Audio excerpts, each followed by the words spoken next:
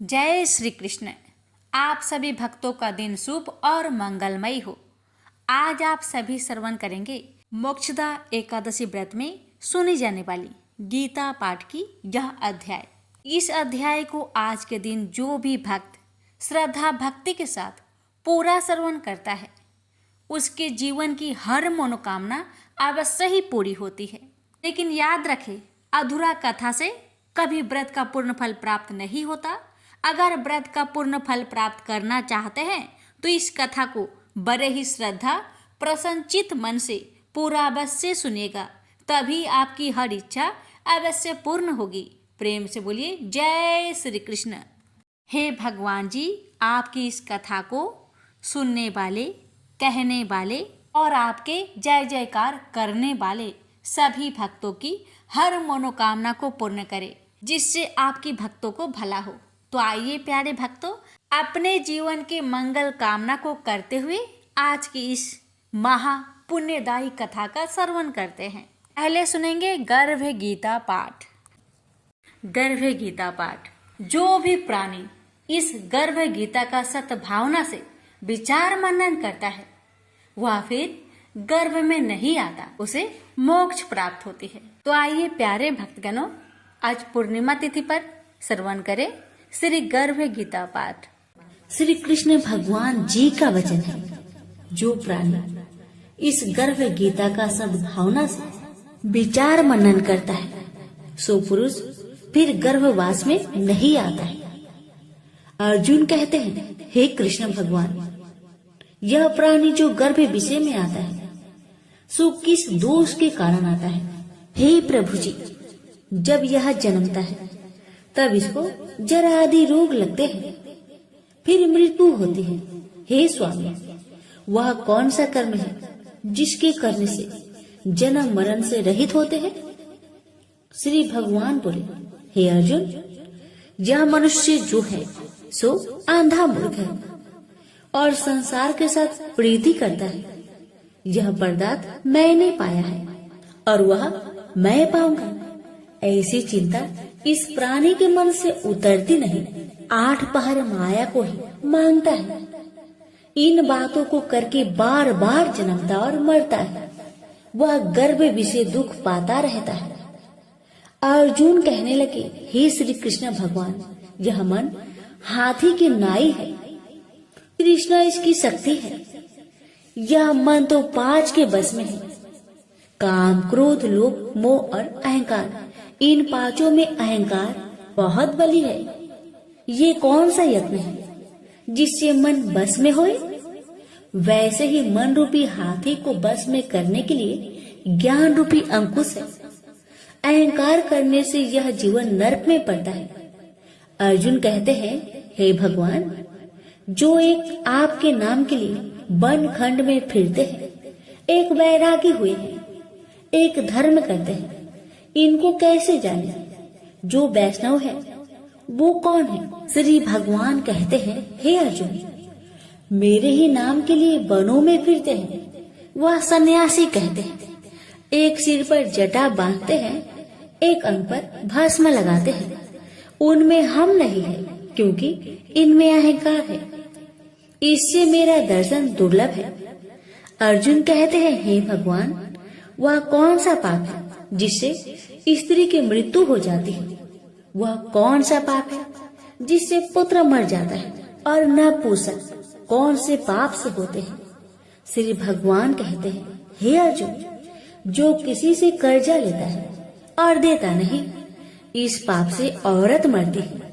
और जो किसी की अमानत रखी हुई बचा लेता है, उनके पुत्र मर जाते हैं। जो किसी का कार्य किसी के गोचर आए पड़े और वह जवानी कहे कि मैं तेरा कार्य सबसे पहले कर दूंगा, जब समय आए उसका कार्य न करे, इस पाप से नपुंसक होता है।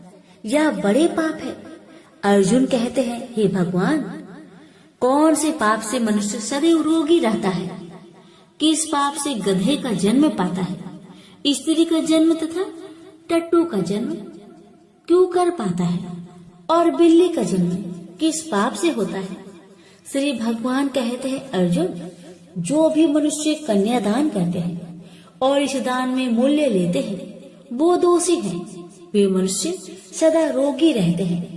जो विषय विकार के वास्ते मदिरा पान करते हैं वे टट्टू का जन्म पाते हैं, और जो झूठी गवाही भरते हैं वह औरत का जन्म पाते हैं। जो रसोई बना के पहले आप भोजन कर लेते हैं और पीछे परमेश्वर को अर्पण करते हैं तो वे बिल्ली का जन्म पाती है। और जो मनुष्य अपनी झूठी वस्तु दान करते हैं औरत का जन्म पाते हैं वह गुलाम औरतें होती हैं।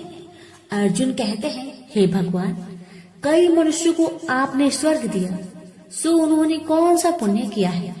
और कई मनुष्य को आपने हाथी घोड़ा रथ दिए हैं, उन्होंने कौन सा पुण्य किया है? श्री भगवान कहते हैं, हे अर्जुन, जिन्होंने स्वर्ण दान किया है उनको हाथी घोड़े वाहन मिलते हैं। जो परमेश्वर के निमित्त कन्यादान करते हैं सो पुरुष का जन्म पाते हैं। अर्जुन कहते हैं, हे भगवान, जिन पुरुषों के अंदर विचलित शरीर है उन्होंने कौन सा पुण्य किया है? किसी 2 घर के संपत्ति है, कोई विद्वान है, उन्होंने कौन सा पुण्य किया है? श्री भगवान कहते हैं, हे अर्जुन, जिन्होंने अन्न दान किया है उनका सुंदर स्वरूप है। जिन्होंने विद्या दान किया है वह विद्यावान होते हैं। जिन्होंने संतों की सेवा की है वह पुत्रवान होते हैं। अर्जुन कहते हैं, हे भगवान, किसी को धन से प्रीति है, कोई स्त्रियों से प्रीति करते हैं, इसका क्या कारण है? समझाकर कहिए। श्री भगवान कहते हैं, हे अर्जुन, धन और स्त्री सब नाश रूप है, मेरी भक्ति का नाश नहीं है। अर्जुन कहते हैं, हे भगवान, यह राजपाट किस धर्म के करने से मिलता है? विद्या कौन से धर्म करने से मिलती है? श्री भगवान कहते हैं, हे अर्जुन, जो प्राणी काशी जी में निष्काम भक्ति से तप करते हुए देह त्यागते हैं वह राजा होते हैं, और जो गुरु की सेवा करते हैं सो विद्वान होते हैं। अर्जुन कहते हैं, हे भगवान, किसी को धन अचानक बिना किसी परिश्रम से मिलता है, सो उन्होंने कौन सा पुण्य किया है?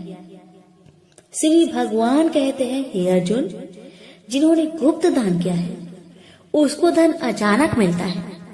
जिसने परमेश्वर निमित्त पराया कार्य संवारा है वह मनुष्य रोग से रहित होते हैं। अर्जुन कहते हैं, हे भगवान, कौन सा पाप से अम्ली होते हैं और कौन से पाप से गूंगे होते हैं और कौन से पाप से कुष्ठी होते हैं? श्री भगवान कहते हैं, हे अर्जुन, जो आदमी नीच कुल की स्त्री से गमन करते हैं सो अम्ली होते हैं। जो गुरु से विद्या पढ़कर मुकर जाते हैं सो गूंगे होते हैं। जिन्होंने गौ घात किया है वे कुष्ठी होते हैं। अर्जुन कहते हैं, भगवान, जिस किसी पुरुष के देह में रक्त का विकार होता है वह किस पाप से होता है? और कोई दरिद्र होते हैं, किसी को खरक वायु होती है, और कोई अंधे होते हैं तो कोई पंगुल होते हैं, सो कौन से पाप से रहित होते हैं? और कई स्त्रियां बाल विधवा होती है तो यह किस पाप से होती है? श्री भगवान कहते हैं, हे अर्जुन, तो सदा क्रोधवान रहते हैं उन्हें रक्त विकार होता है। जो मलिन रहते हैं वह सदा दरिद्री होते हैं। जो कुकर्मी ब्राह्मण को दान देते हैं उनकी खरक वायु होती है। जो पराई स्त्री को नंगी देखते हैं, गुरु की पत्नी को कुदृष्टि करते हैं सो अंधे होते हैं। जिसने गुरु और ब्राह्मण को लात मारी है सो लंगड़ा व पंगुल होता है। जो औरत अपने पति को छोड़कर पराये पुरुष से संग करती है सो वह बाल विधवा होती है। अर्जुन कहते हैं, हे भगवान, आप पर ब्रह्मा हो, आपको नमस्कार है। आगे मैं आपको संबंधी जानता था, परंतु अब मैं ईश्वर रूप में जानता हूँ। हे पर ब्रह्मा, गुरु दीक्षा कैसी होती है सो कृपा करके मुझसे कहिए। श्री भगवान कहते हैं, हे अर्जुन, तुम धन्य हो, तुम्हारे माता पिता भी धन्य हैं, जिनके तुम ऐसे पुत्र हो। हे अर्जुन, सारे संसार का गुरु जगन्नाथ, विद्या का गुरु काशी, चारों वर्णों का गुरु सन्यासी है। सन्यासी उसको कहते हैं जिन्हें सबका त्याग करके मेरे प्रति मन लगाया है, सो ब्राह्मण जगत गुरु है। हे अर्जुन, यह बात ध्यान देकर सुनने की है। गुरु कैसा करे? जिसने सब इंद्रियां जीती हो, जिसको सब संसार ईश्वर में नजर आता हो और सब जगत से उदास हो। ऐसा गुरु करे जो परमेश्वर को जानने वाला हो और उस गुरु की पूजा सब तरह से करे। हे अर्जुन, जो गुरु काम भक्त होता है और जो प्राणी गुरु की पूजा सब तरह से करे। हे अर्जुन, सो गुरु का भक्त होता है और जो प्राणी गुरु की पूजा सब तरह से करे। हे अर्जुन, जो गुरु का भक्त होता है और जो प्राणी गुरु के सम्मुख होकर भजन करते हैं, उसका भजन करना सफल है। जो गुरु से विमुख है, उनको सप्तग्राम मारे का पाप है। गुरु से विमुख प्राणी दर्शन करने योग्य नहीं होते। जो गृहस्थी संसार में गुरु के बिना है, चांडाल के समान है। जिस तरह मदिरा का भंडार हो, उसमें जो गंगा जल है सो अपवित्र है, इसी तरह गुरु से विमुख का भजन सदा अपवित्र होता है। उसके हाथ का देवता भी नहीं लेते, उसके सब कर्म निष्फल है।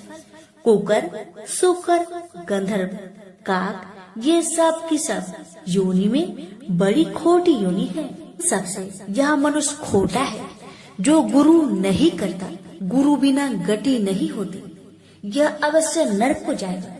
गुरु दीक्षा बिना प्राणी के सब कर्म निष्फल होते हैं। हे अर्जुन, जैसे चारों वर्णों को मेरी भक्ति करना योग है, तैसे गुरु धार के गुरु की भक्ति करना योग है। जैसे गंगा नदियों में उत्तम है, सब व्रतों में एकादशी का व्रत श्रेष्ठ है, वैसे हे अर्जुन, शुभ कर्मों में गुरु सेवा उत्तम है। गुरु दीक्षा बिना प्राणी पशु योनि को पाता है। जो धर्म भी करता है सो पशु योनि में फल भोगता है, 84 योनियों में भ्रमता रहता है। अर्जुन कहते हैं, हे श्री कृष्ण, भगवान गुरु दीक्षा क्या वस्तु है? भगवान कहते हैं, अर्जुन धन्य जन्म है तेरा जिसने यह प्रश्न किया है। तू धन्य है। गुरु दीक्षा के 2 अक्षर हैं, हरिओम। इन अक्षरों को गुरु कहता है। यह चारों वर्णों को अपना श्रेष्ठ है। हे अर्जुन, जो गुरु की सेवा करता है उस पर मेरी प्रसन्नता है। वह 84 से छूट जाएगा, जन्म मरण से रहित हो, नरक नहीं भोगता। गुरु की सेवा करता है, उसको कई अश्वमेध यज्ञ के पुण्य का फल मिलता है। गुरु की सेवा मेरी सेवा है। हे अर्जुन, हमारे तुम्हारे संवाद जो पढ़ेंगे सो गर्भ के दुख से बचेंगे, 84 कट जाएगी। इसी से इस पाठ का नाम गर्भ गीता है। श्री कृष्ण भगवान जी के मुख से अर्जुन ने श्रवण की है। गुरु दीक्षा लेना उत्तम कर्म है। उसका फल है कि नरक से वह 84 से जीव बचा रहता है। भगवान बहुत प्रसन्न होते हैं। प्रेम से बोले श्री कृष्ण भगवान की जय। श्री कृष्ण भगवान बोले, हे पार्थ, जो मुझ में मन लगाकर मेरे में ही आश्रय लेकर योगा अभ्यास करते हुए मेरे स्वरूप का संचय रहित पूर्ण ज्ञान प्राप्त होगा, सो सुनो, विज्ञान के सहित वह पूर्ण ज्ञान में तुम्हें सुनाता हूँ, जिसके जानने से तुमको इस लोक में और कुछ जानना शेष न रहेगा। सहस्त्रों मनुष्य में से कोई एक सिद्धि प्राप्त के लिए यत्न करता है। उन यत्न करने वाले सिद्धों में से कोई बिरला ही मुझे ठीक जान पड़ता है। पृथ्वी, जल, अग्नि, वायु, आकाश, मन, बुद्धि और अहंकार, यह 8 प्रकार की मेरी प्रकृति माया है। इस प्रकृति को अपरा, अचेतन अर्थात जड़ कहते हैं। और हे महाबाहो, इससे दूसरी प्रकृति चेतन है, जिसने संपूर्ण जगत धारण किया है। इन्हीं प्रकृतियों से सब प्राणी मात्र उत्पन्न होते हैं। ऐसा जानो, यह प्रकृतियां हमसे ही उत्पन्न हुई है। इस तरह सब जगत की उत्पत्ति और प्रलय का कारण मैं ही हूँ। हे धनंजय, जिस प्रकार धागे में मणि पिराई जाती है, उसी भांति यह सब संसार मुझसे परे और कुछ भी नहीं। हे कुंती पुत्र, जल में रस में मैं ही हूं, चंद्रमा और सूर्य में प्रकाश में मैं ही हूं, सब वेदों का सार मैं ही हूं, आकाश में शब्द तथा पुरुष में पौरुष मैं ही हूं। हे अर्जुन, पृथ्वी में सुगंध तथा अग्नि में तेज रूप मैं ही हूं, सब प्राणियों में जीवन और तपस्वियों का तप मैं ही हूं। हे पार्थ, समस्त प्राणियों में सनातन बीज रूप मुझको ही जानना, बुद्धिमानों में बुद्धि स्वरूप और तेजस्वियों में तेज मैं ही हूं। हे अर्जुन, काम और रोग रहित बलवान पुरुषों में धर्म के विरुद्ध न जानने वाला कर्म मैं ही हूं। जितने भी स्वास्तिक राजस तामस पदार्थ है, वे सब मुझसे ही उत्पन्न हैं, परंतु उनमें मैं नहीं रहता। ये सब मुझ में है। सत्व रज तम, इन तीनों गुणों के प्रभाव से यह सारा जगत मोहित हो रहा है। इस कारण यह मेरी गुणमयी और दिव्यमयी माया अति दुस्तर है। जो मुझको अनन्य भाव से भजते हैं, वे इस माया को पार कर जाते हैं। हे भारत श्रेष्ठ अर्जुन, 4 प्रकार के जीव मुझको भजते हैं। दुखिया, जिज्ञासु, ऐश्वर्य की कामना करने वाले और ज्ञानी, जिनमें मुझे सदा एकाग्रचित और केवल मेरी भक्ति करने वाले, और ज्ञानी जिनमें मुझे सदा एकाग्रचित और केवल मेरी भक्ति करने वाले ज्ञानी पुरुष श्रेष्ठ है। क्योंकि मैं ज्ञानी को अत्यंत प्रिय हूँ और वह मुझको प्रिय है। यद्यपि ये सभी भक्त श्रेष्ठ है, तथापि ज्ञानी तो मेरी आत्मा ही है, क्योंकि वह मुझ में ही मन लगाकर मुझको ही सर्वोत्तम गति मान मेरा ही आश्रय ग्रहण करता है। वह ज्ञानी अनेक जन्मों के बाद मुझे पा लेता है। ऐसा महात्मा अति दुर्लभ है, जो सब जगत को वासुदेवमय समझे। हे अर्जुन, जो भक्त श्रद्धा पूर्वक जिस जिस देवता का पूजन करना चाहते हैं, उन पुरुषों की उस श्रद्धा को मैं दृढ़ कर देता हूँ। यह उस श्रद्धा से मुक्त होकर उस देवता की आराधना करता है, फिर उसको मेरे ही रचे हुए काम का फल प्राप्त होते हैं। परंतु उन अल्प बुद्धि वालों का फल नाशवान है। देवताओं की आराधना करने वाले देवताओं को मिलते हैं और अव्यय, अविनाशी, अच्युत्यम स्वरूप को न जानकर मंद बुद्धि लोग मुझे अव्यक्त को व्यक्त मानते हैं। मैं योग माया से आच्छादित होने के कारण सबको नहीं दिखता। उसी से मूर्ख लोग अनादि तथा अविनाशी मुझको नहीं जानते। हे अर्जुन, मैं भूत भविष्य और वर्तमान के सभी प्राणियों को ही जानता हूँ, पर मुझे कोई भी नहीं जानता। हे भारत, हे परम तप, इच्छा और देश से उत्पन्न होने वाले सुख दुख आदि धंधों के मोह से जगत के सभी प्राणी भ्रम में फंस जाते हैं। जिन पुण्य आत्माओं के पाप नष्ट हो गए हैं, वह पुरुष दृढ़ मोह से छूटकर दृढ़ निश्चय करके मेरी भक्ति करते हैं, जो आश्रय लेकर जीवन मरण से दूर करने के अर्थ प्रयत्न करते हैं। वे पुरुष ब्रह्मा आत्मज्ञान अपने चित्त को निश्चल रखकर उसका संगम करता है और अंत कारण की समाधि लगाता है, जिस अवस्था में योग अभ्यास के कारण चित्त का वेग रुक रुक कर विषयों से पृथक होने लगता है, और जब शुद्ध अंतःकरण से आत्मा को देखकर आत्मा में ही संतुष्ट होता है, जिस अवस्था में वह अत्यंत सुख जो इंद्रियों द्वारा जाना नहीं जा सकता, वरन केवल बुद्धि से ही जाना जाता है, और जब वह योगी अनुभव करता है, तब आत्मा स्वरूप में स्थिर हो उससे विचलित नहीं होता। इस अवस्था को पाकर फिर और कोई लाभ उसको अच्छा नहीं लगता, और जहाँ स्थिर होने पर और कोई बड़ा भारी दुख उसको वहां से चलायमान नहीं कर सकता, इस अवस्था को दुख संयोग वियोग कारक नामक योग जानना हो तो योग निर्विकल्प चित्त से निश्चय करके जानना चाहिए।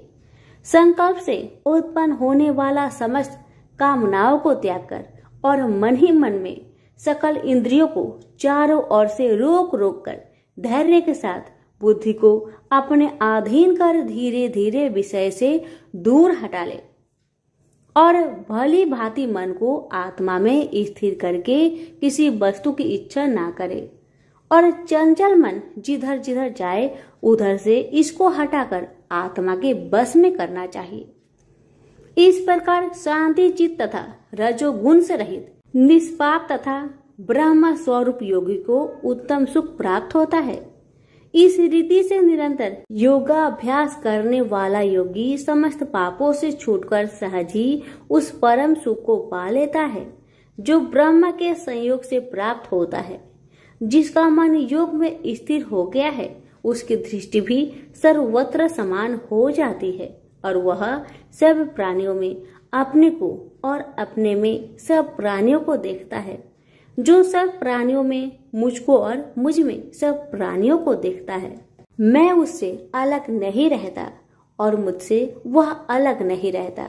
जो अभेद भाव से रहता है सब प्राणियों में स्थिर हो मेरा मनन करता है, वह योगी चाहे जिस अवस्था में रहे मुझ में मिल जाता है। हे अर्जुन, जो समस्त प्राणियों के दुख सुख के समान समझता है और सबको समान देखता है वही श्रेष्ठ योगी है। अर्जुन बोले, हे मधुसूदन, आपने जो योग बताया कि सबको अपने ही समान देखे सो मन के चंचल होने के कारण मैं उसको अपने में दृढ़ स्थिर नहीं देखता हूँ। हे श्री कृष्ण, यह चंचल मन बड़ा ही हठी पराक्रमी और दृढ़ है। इसको अपने अधीन रखना तो मुझे वायु को बांध रखने के समान ही प्रतीत होता है। श्री कृष्ण भगवान ने कहा, हे महाबाहो, इसमें संदेह की मन अति चंचल है। तो भी हे कुंती पुत्र, अभ्यास और वैराग्य से इसे बस में किया जा सकता है। जिसका मन बस में नहीं उसको योग अति दुर्लभ है। अर्जुन ने कहा, हे श्री कृष्ण, जिसमें श्रद्धा तो है पर योग प्राप्त करने में सफल नहीं हुआ है और जिसका चित्त योग से विचलित हो गया है वह योग सिद्धि न पाने से किस गति को प्राप्त होता है। श्री कृष्ण बोले, हे अर्जुन, उसका यहाँ नाश नहीं होगा पर परलोक में भी नहीं होगा, क्योंकि उत्तम कर्म करने वाले किसी मनुष्य की दुर्गति नहीं होती।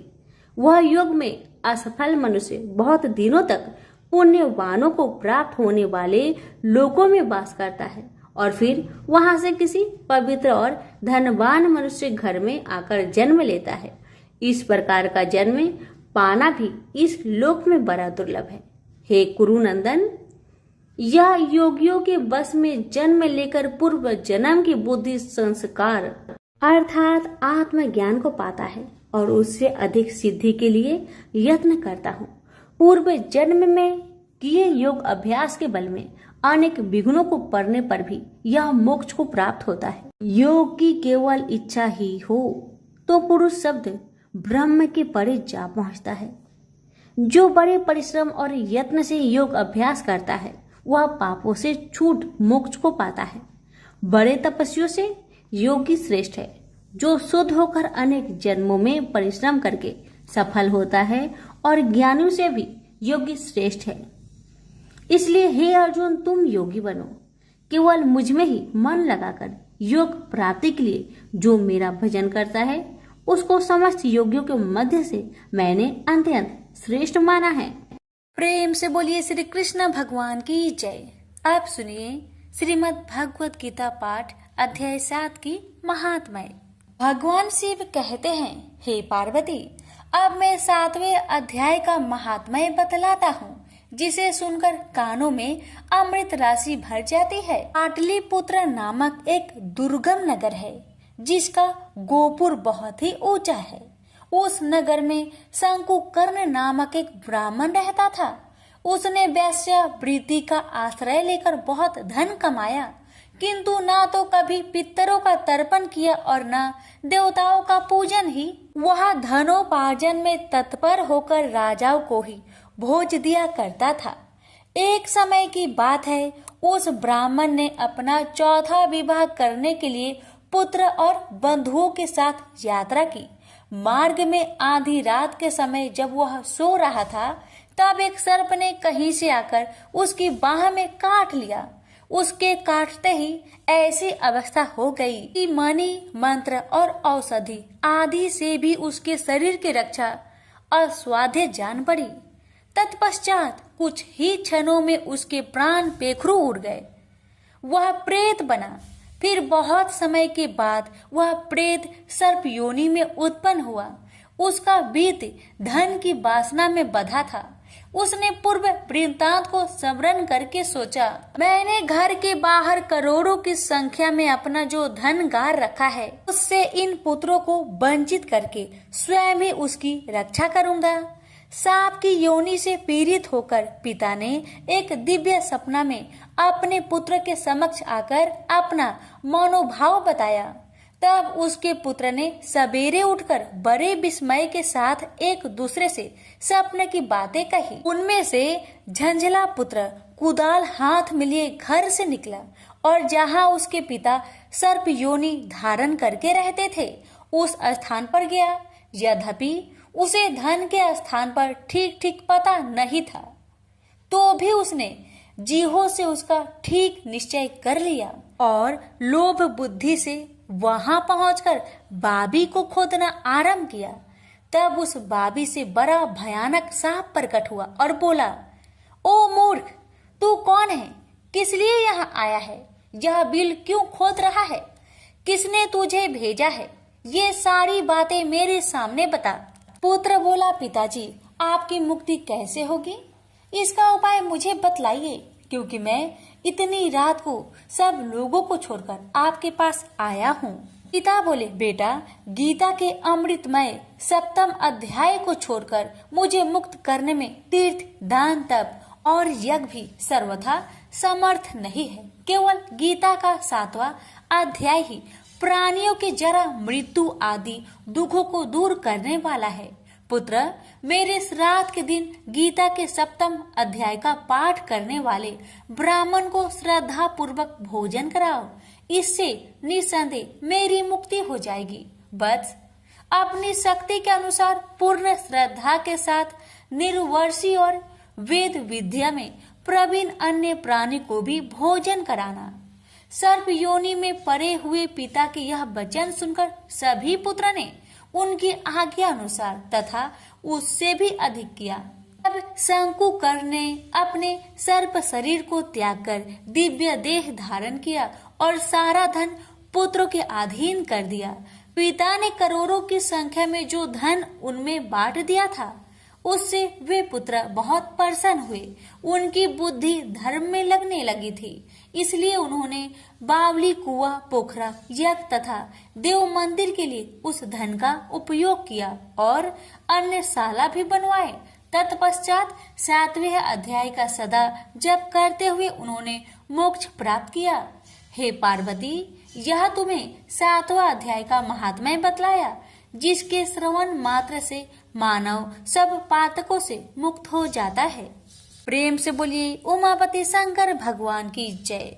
वीडियो को लाइक शेयर करना ना भूले। धन्यवाद।